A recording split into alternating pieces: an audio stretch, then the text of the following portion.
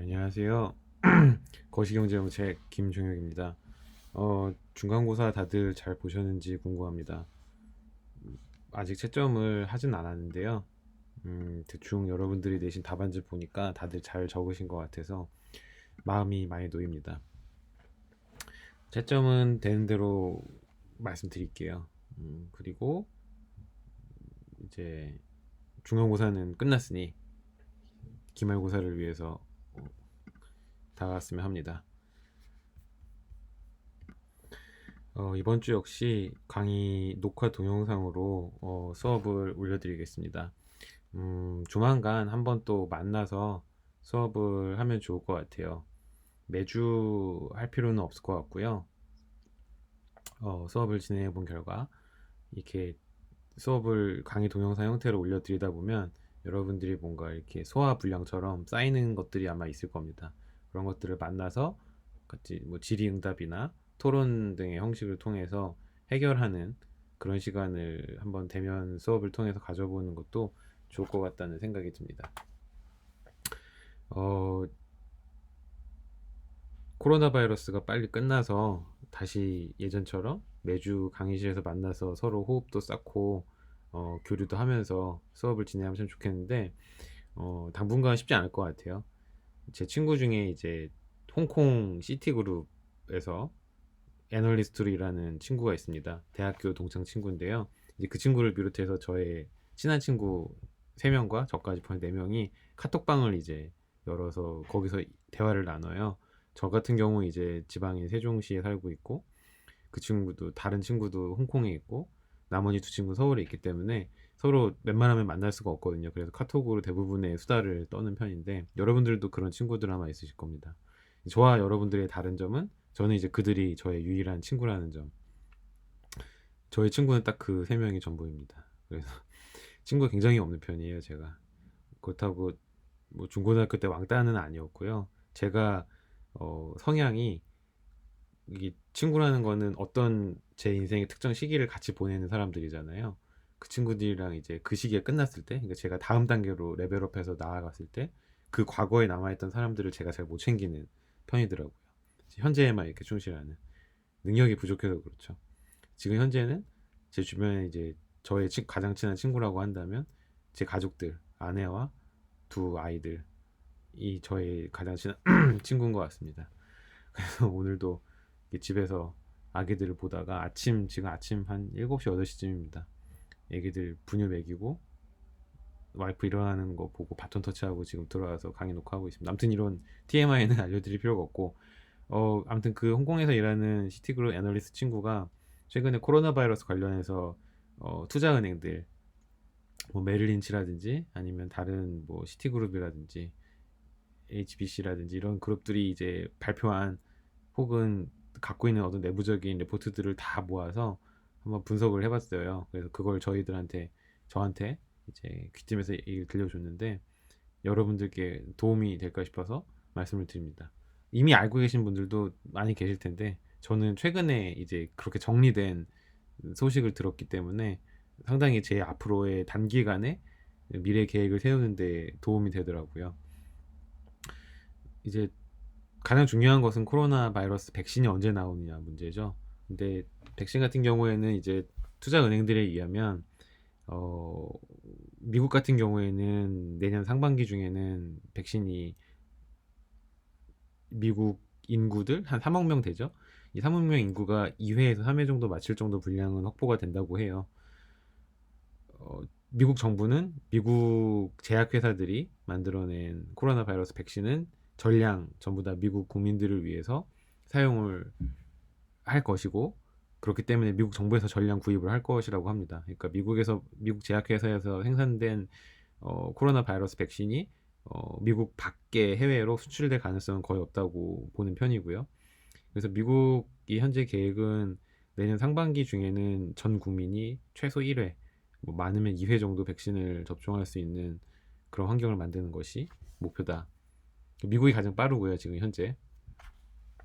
유럽 같은 경우에도 자체적인 제약회사들이 양질의 제약회사들이 굉장히 많기 때문에 유럽 연합도 그 안에서 자체적으로 해결이 가능할 거라고 합니다. 근데 유럽 같은 경우에는 한 두 가지 변수가 있는데요.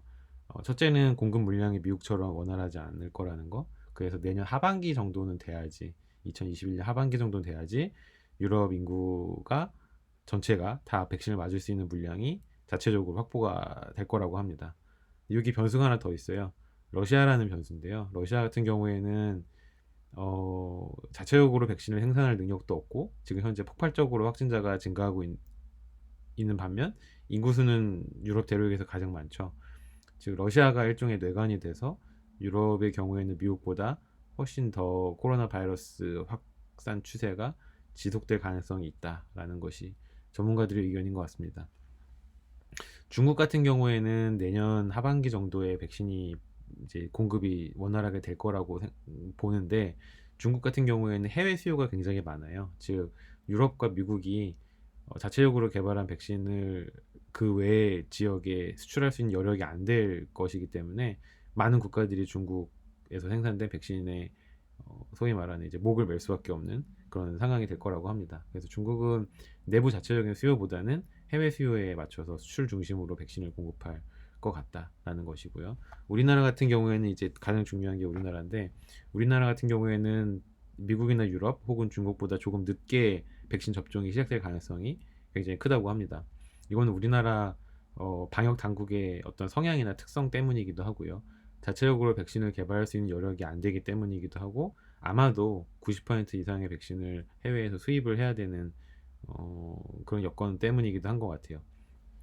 그래서 우리나라 같은 경우에는 미국과 중국이 첫 회 1차 접종을 하고 그 이후에 부작용이 어떤 식으로 발생을 하는지까지 확인을 한 뒤 수입 경로를 결정을 할 것이고, 그 이후에 이제 접종을 아주 천천히 시작을 할 것 같다고 합니다. 제 친구의 레포트이기 때문에 100% 신뢰할 수 없지만 투자자들에게 전달되는 레포트이기 때문에 참고 삼아 한번 들어보시면 좋을 것 같아요. 그래서 말씀드렸습니다.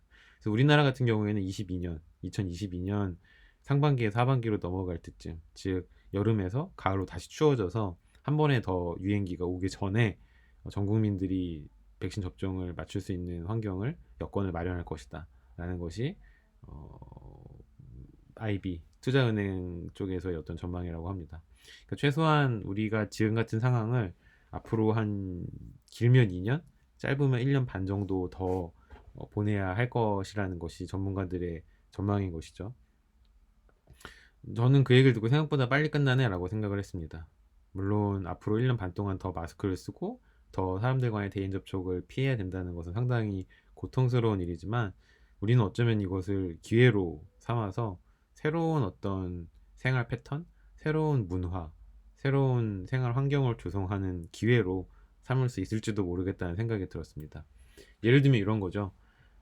저희 가족을 그 예는 아닌데요. 저희 가족 같은 경우에는 양가 부모님들과 사이가 좋은 편이에요. 그래서 왕래도 자주 하는 편이고 물리적 거리는 많이 떨어져 있지만요. 근데 제가 최근에 만난 어떤 한 대학원생이 있습니다. 무역학과 소속 대학원생인데요. 결혼을 했어요. 그래서 시어머니가 이제 전남 쪽에 전북에 살고 계신데, 이번 추석 때 이제 가족들끼리 상의 끝에 서로 안 모이기로 했다는 거죠. 근데 이제 저는 이제 그 가족에 소속된 일원이 아니고 영향을 끼칠 수 없는 삼자이기 때문에 저한테는 편하게 말씀을 하셨나 봐요. 너무 좋다는 거예요. 전 안 붙여도 된다고. 가서 시어머니 안 모셔도 되고 전 안 붙여도 돼서 너무 좋다. 그렇다고 코로나 바이러스가 계속 지속되길 바라는 것은 좀 무리가 있지만, 어쨌든 이렇게 소셜 디스턴싱이 강조되는 사회 분위기에서 조금 더 자기 가족에게만 집중할 수 있고 개인적인 시간을 많이 가질 수 있어서 너무 좋다라는 말을 저에게 들려줬습니다.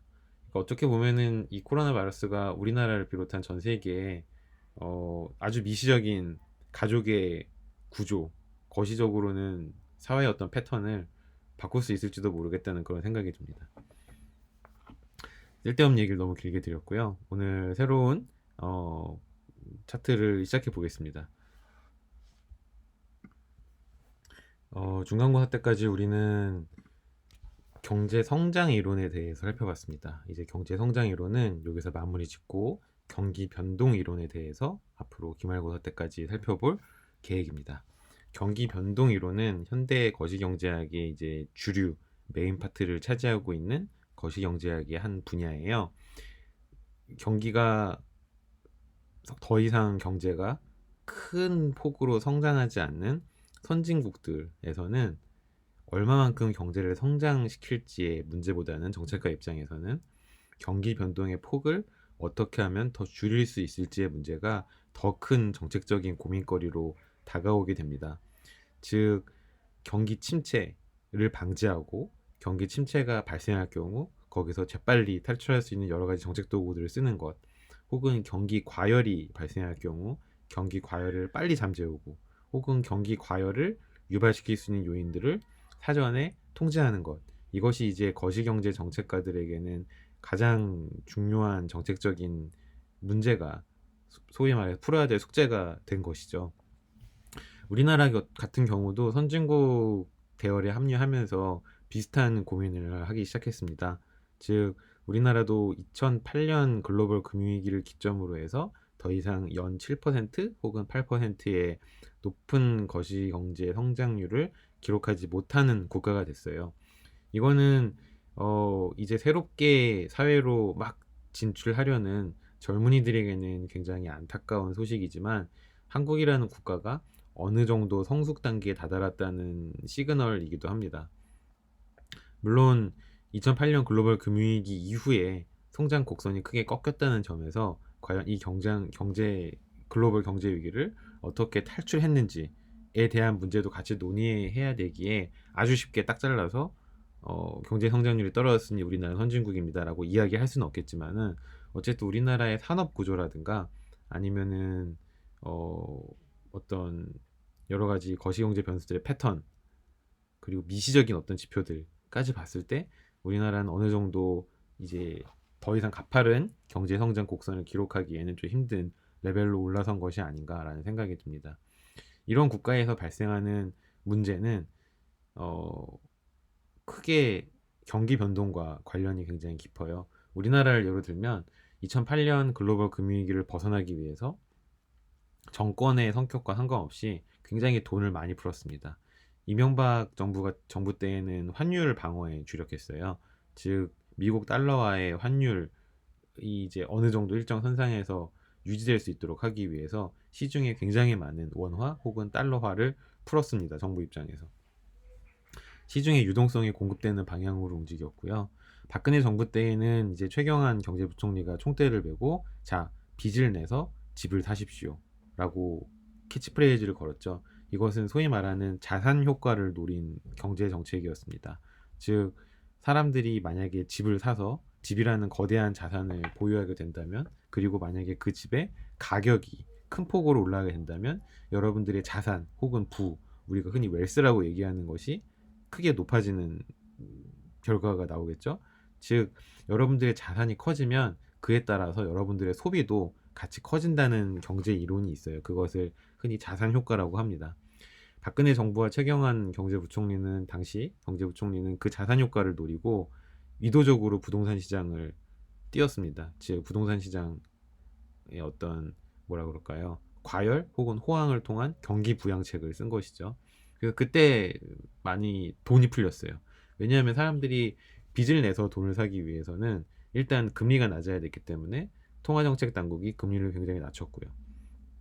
이 발언도 사실 문제의 소지가 있습니다. 제가 방금 드린 발언도. 왜냐하면 통화정책 당국 혹은 중앙은행은 행정부로부터 완전히 독립적이어야 되거든요. 근데 현실적으로 우리나라의 중앙은행, 한국은행이 금리 정책을 펼칠 때 과연 행정부 그리고 그들의 수반인 대통령과 청와대로부터 정말 100% 독립적인가라는 문제는 계속해서 문제가 제기되어 왔습니다. 제가 박근혜 정부 시절 통화정책을 공부하던 대학원생이었기 때문에 이 움직임에 대해서 굉장히 유심히 지켜봤어요. 그리고 당시 한국은행은 아주 정확하게 행정부의 정책 방향과 일치하는 쪽으로 금리를 움직여 주었습니다. 제가 똑똑히 기억하기 때문에 이렇게 말씀드릴 수가 있어요.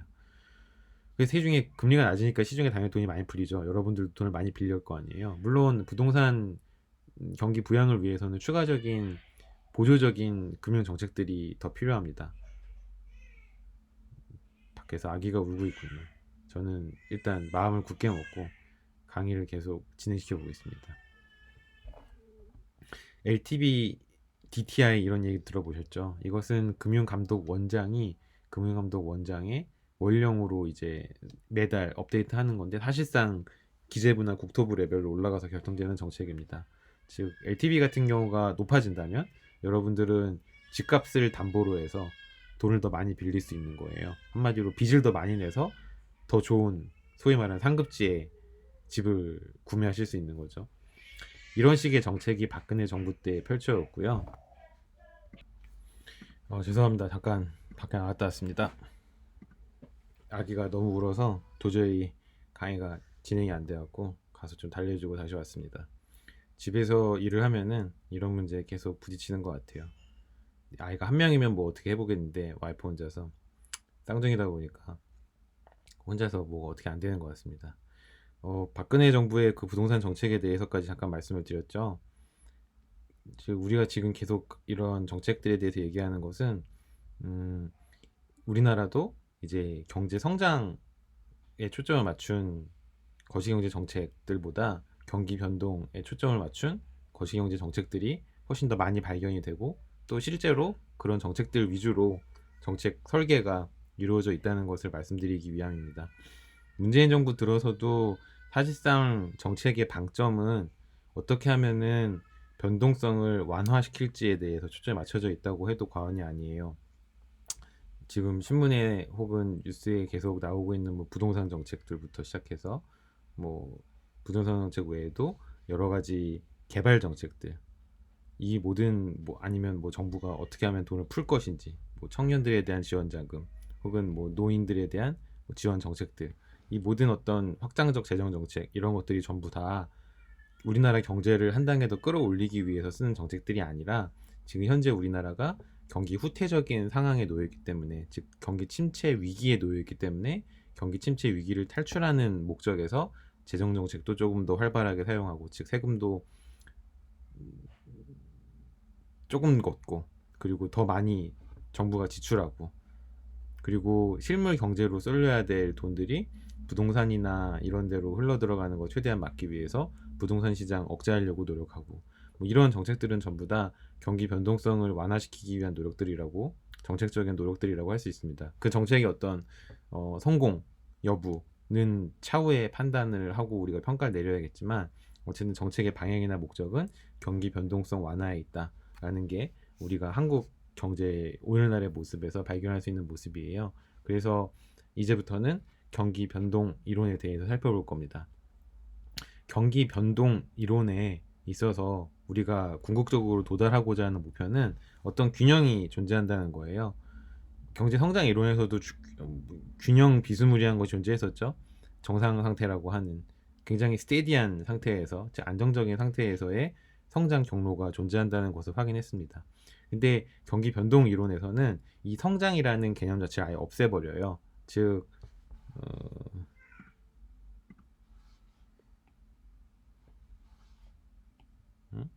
잠시만요. 왜 안 되지? 네, 다시 해보겠습니다.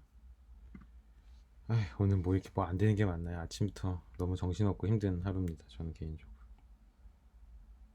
경제가, 한 나라의 GDP가 시간의 흐름에 따라 성장을 하는데 이런 모양으로 성장한다고 우리가 알고 있잖아요.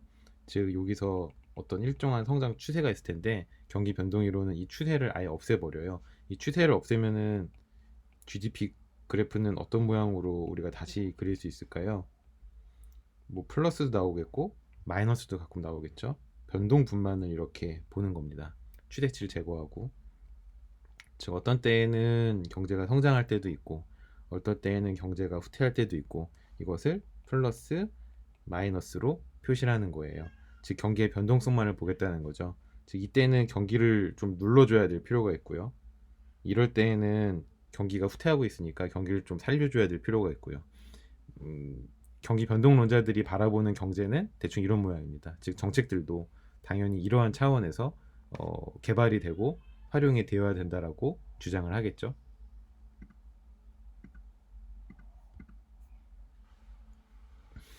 이것을 글로써 정리하면은 다음과 같습니다.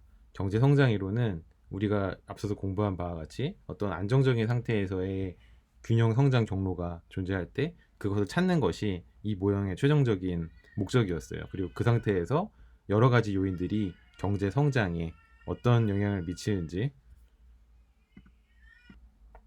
이에 반해 경기 변동 이론은 거시경제의 수요와 공급에 의해서 단일한 하나의 균형 상태, 즉 하나의 산출량이 존재한다라고 생각을 합니다.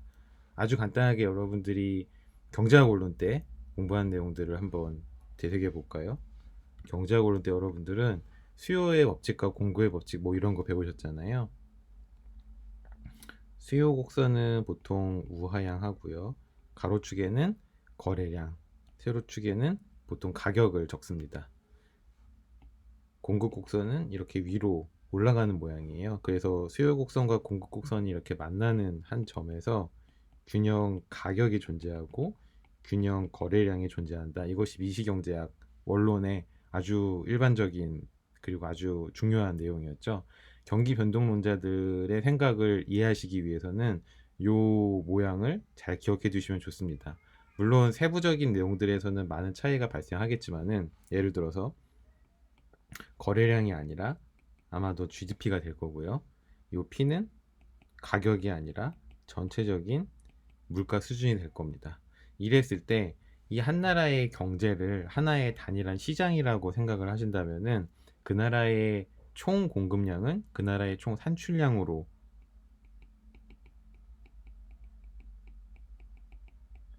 생각하실 수 있을 것이고, 그 나라에서 발생하는 총 수요는 정말 말 그대로 그냥 경제의 각 부분에서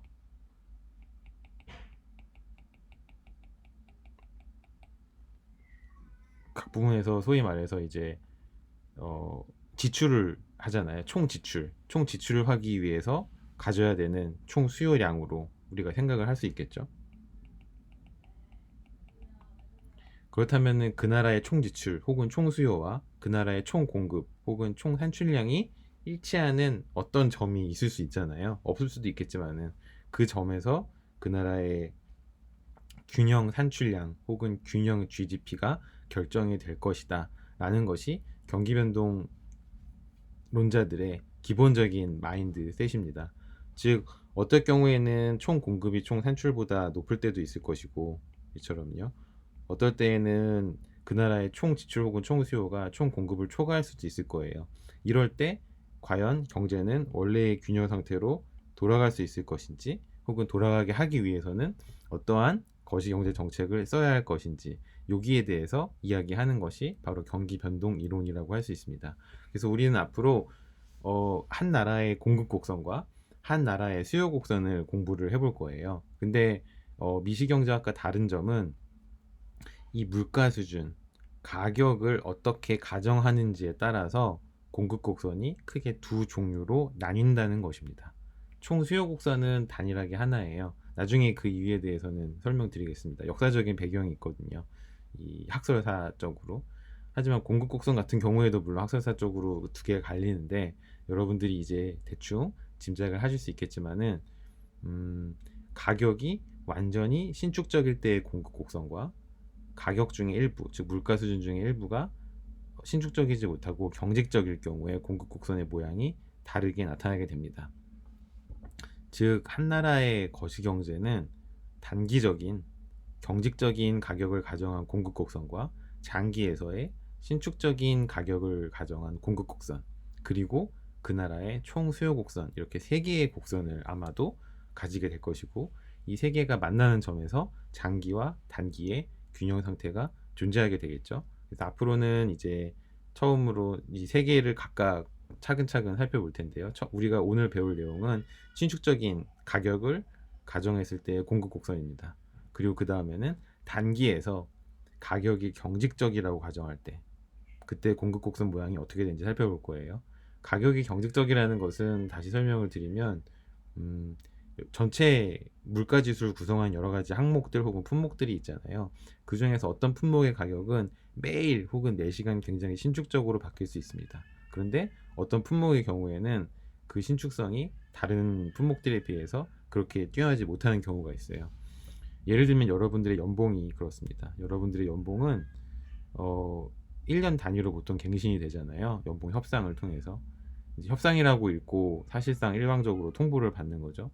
어쨌든 여러분들의 연봉이 1년 단위로 결정이 되면 매월 그 연봉을 12등분해서 쪼개서 그만큼을 받으시는 거잖아요. 때문에 여러분들의 월급은 1년 단위로 볼 때는 바뀌지 않아요. 거의 바뀌지 않죠.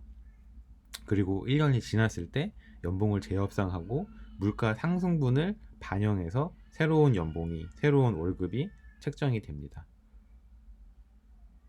때문에 여러분들의 연봉은 1년 단위로 봤을 때는 신축적이라고 할 수 있지만 1년 안으로 봤을 때는 경직적이라고 볼 수 있겠죠. 즉 단기적으로는 상당히 경직적인 구조를 띠는 것이 여러분들 연봉 구조라고 할 수 있습니다. 이처럼 한 나라의 전체적인 물가 수준에서 굉장히 큰 부분을 구성하는 파트가 단기적으로 경직적인 경우가 많아요. 그래서 경직적인 경우에 공급 곡선은 당연히 여러분들의 연봉까지 포함한 모든 가격 지수가 완전히 단기에서도 신축적이라고 가정하는, 장기에서도 신축적이라고 가정하는 이러한 가정에서 산출되는 공급 곡선 모양과 많이 다를 수밖에 없습니다. 이 두 개의 차이에 대해서 우선 공부를 해볼 것이고요. 그 다음에 이제 한 나라의 총수요 곡선, 즉 한 나라의 총 수요 혹은 총 지출은 가계 소비, 기업 투자, 정부 지출, 그리고 순수출, 이렇게 네 개로 구성이 되잖아요. 이 네 개 항목이 어떻게 구성이 되는지, 그리고 이것들이 무엇에 의해서 영향을 받는지, 그래서 우리는 이 총수요 함수를 하나의 함수로 표현해서 어떤 곡선 모양으로 도출할 수 있는지 거기에 대해 살펴보겠습니다. 이 총수요 곡선은 총 공급 곡선보다 나중에 경제학적으로 발견된 혹은 제안된 영역입니다.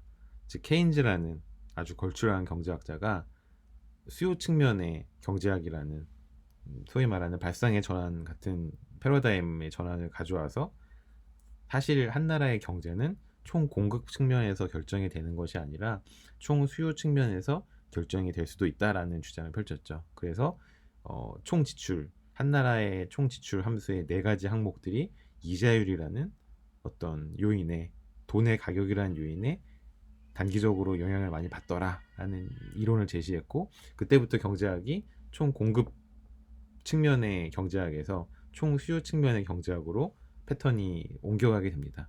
최근에는 총 공급과 총 수요를 합쳐서 한꺼번에 보는 경향이 있고요. 우리도 총 공급 곡선을 먼저 배우고 총 수요 곡선을 나중에 배워서 이 두 개를 나중에 통합하는 과정을 거친 뒤 과연 그러면 최적의 균형 상태는 어떻게 찾을 수 있으며 이 최적의 균형 상태를 거시경제가 벗어났을 경우 정책적으로 어떻게 이 문제점을 해소할 수 있을 것인지 거기에 대해서 공부를 해보도록 하겠습니다.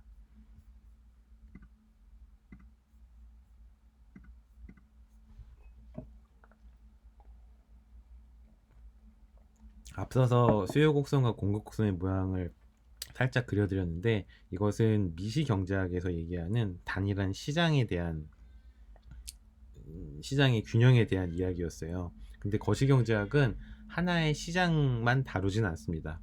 이것이 미시경제학과 거시경제학을 다루는 가장 중요한 차이점이고 우리가 경기 변동론을 공부하기 전에 바로 이 차이점을 명확하게 이해하고 넘어갈 필요가 있습니다. 시장의 균형이라는 것은 앞서서 우리가 살펴봤듯이 시장의 공급량과 시장의 수요량이 완전히 일치할 때 그때 하나의 단일한 균형 가격과 하나의 단일한 균형 거래량이 존재하고 이것을 우리는 시장의 균형이라고 보통 정의를 내리는데요. 세상에는 굉장히 많은 시장이 있어요. 재화 시장이 있고요. 여러분들이 일반적으로 마트에 가셔서 물건을 사실 때 그것은 재화 시장에 포함이 되는 겁니다. 생산 요소 시장도 있습니다.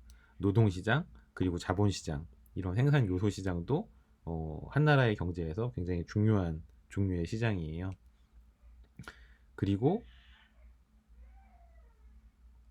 뭐 화폐 시장도 있겠죠. 즉 돈을 거래하는 시장도 있을 겁니다. 그리고 외환 시장도 있겠죠. 한 나라의 통화와 다른 나라의 통화를 교환하는 시장도 있을 거고요.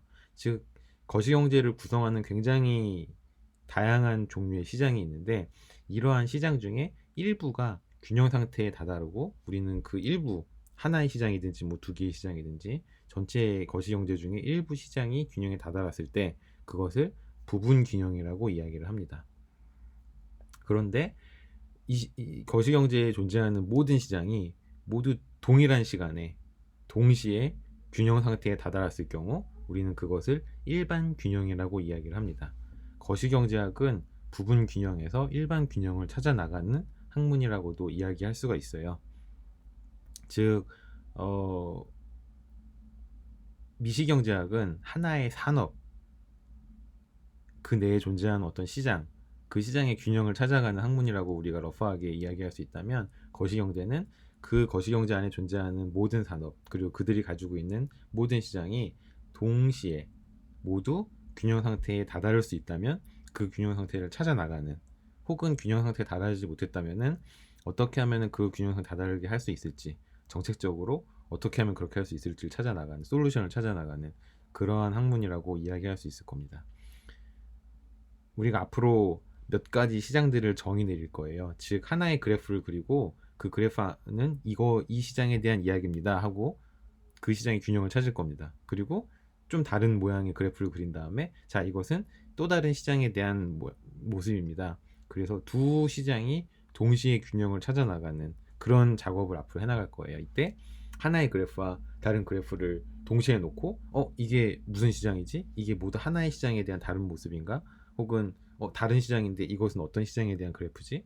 어떤 시장에 대한 공급 곡선이지? 여기에 대해서 이제 헷갈리시기 시작하면은 거시경제가 굉장히 어려워집니다. 제가 반복해서 설명을 드리겠지만, 여러분들도 거시경제학이라는 것은 많은 시장들을 동시에 놓고 한꺼번에 조망하는 그런 작업을 해야 되는 학문이구나 라는 것을 미리 알고 계신다면은 나중에 헷갈리실 때 마음의 준비 같은 것을 좀 할 수 있겠죠.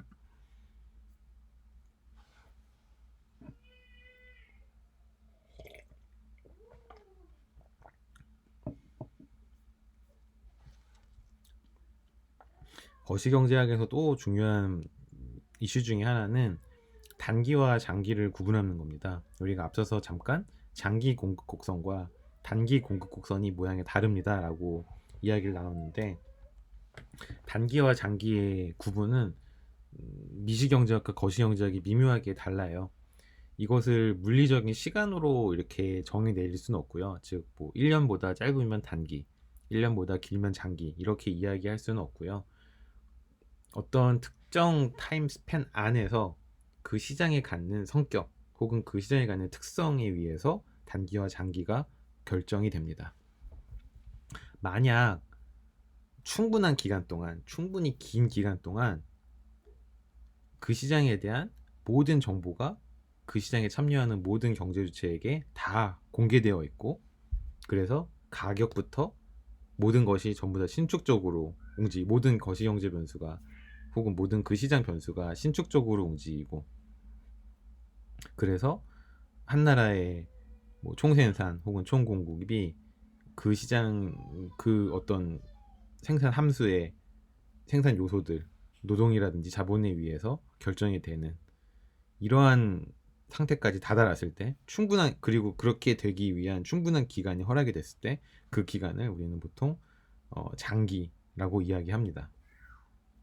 그런데 그렇게 충분히 긴 기간이 이 시장에 주어져 있지 못할 때, 즉 그 기간이 상대적으로 짧아서 그 기간 동안 가격이 완전히 신축적으로 변하지 못하거나, 가격 중에서도 여러분들의 임금이 완전히 신축적으로 변하지 못하거나, 혹은 정보가 완전히 그 시장에 참가하는 모든 경제 주체들에게 완전히 전파되지 못해서 어떤 특정 일부가 더 많은 정보를 가지고 있거나 어떤 특정 일부가 더 많은 파워를 가지고 있어서 시장 경제 주체들 간에 힘의 불균형이 발생을 했을 때,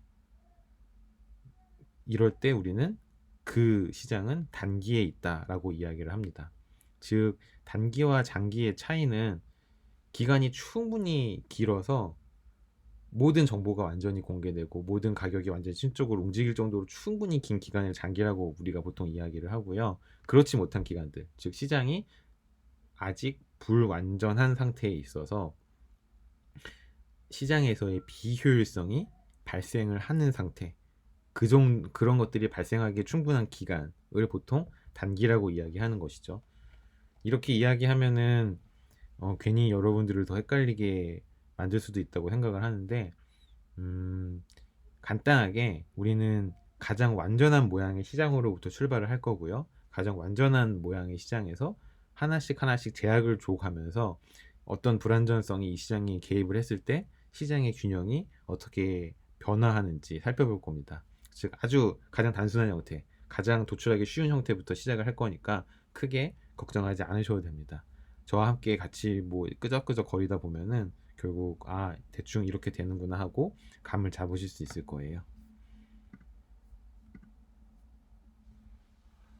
자, 그러면 장기에서의 가격이 완전히 신축적인 장기에서 과연 공급은 한 나라의 총 공급 혹은 한 나라의 총 산출량은 어떻게 결정이 되는지 한번 살펴보겠습니다.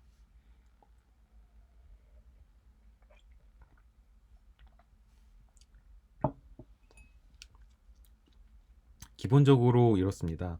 한 나라의 총 생산은 어떤 우리가 가정한 총 생산 함수에 의해서 결정이 됩니다.